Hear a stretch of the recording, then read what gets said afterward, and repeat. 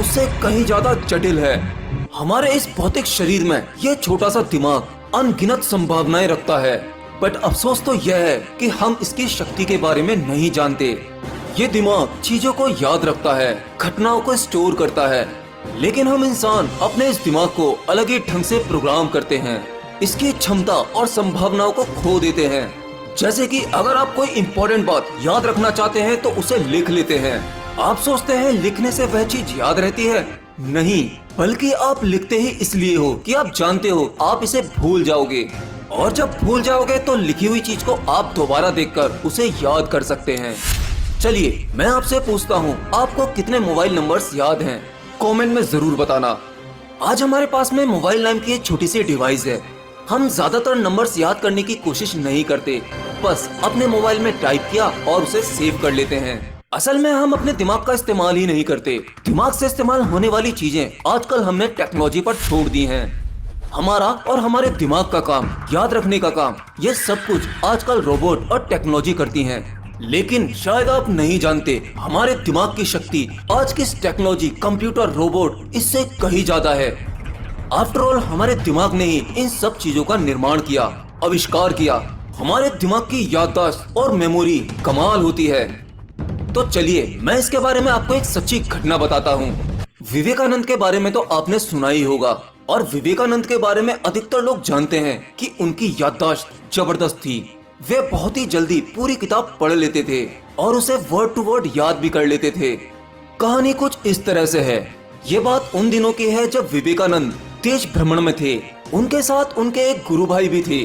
देश भ्रमण के दौरान जहाँ पर भी उन्हें अच्छे ग्रंथ मिलते थे, वे उन्हें पढ़ना पसंद करते थे। किसी भी नई जगह जाने के बाद उनकी सबसे पहली तलाश लाइब्रेरी की होती थी।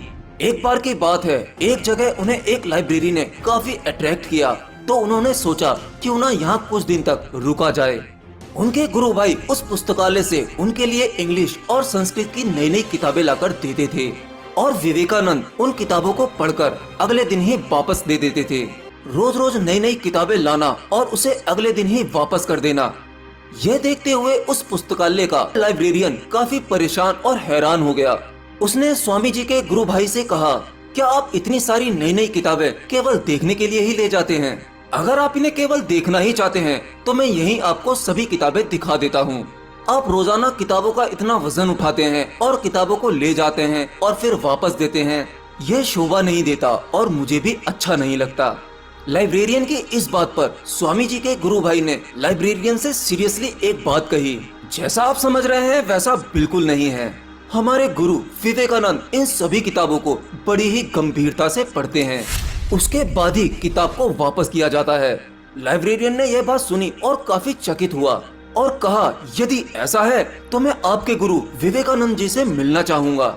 अगले दिन स्वामी जी की मीटिंग उनके साथ हुई और स्वामी जी ने कहा, महाशय आप हैरान ना हो, आपकी लाइब्रेरी से आई हुई सभी किताबों को न केवल मैंने पढ़ा है बल्कि वह सभी किताबें मुझे मुंह जवानी याद हैं।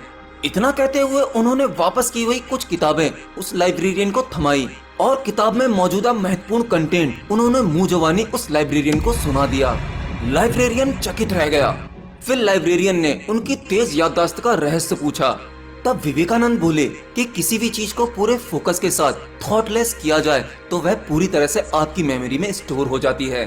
आपका दिमाग चीजों को कभी नहीं भूलता। उसके लिए आपको जरूरी है आपके अपने मन की और दिमाग की शक्ति को पहचानना, और यह शक्ति अभ्यास और ध्यान से आती है। और आप तो जानते ही होंगे, विवेकानंद बहुत ध्यान किया करते थे। उन्हें जब भी समय मिलता था या तो वो किताबें पढ़ते थे या वो गहरे ध्यान में होते थे। ऐसी ही एक दूसरी कहानी मैंने सुनी सदगुरु के एक वीडियो में। उन्होंने भी विवेकानंद की याददाश्त के बारे में एक छोटी सी घटना कही।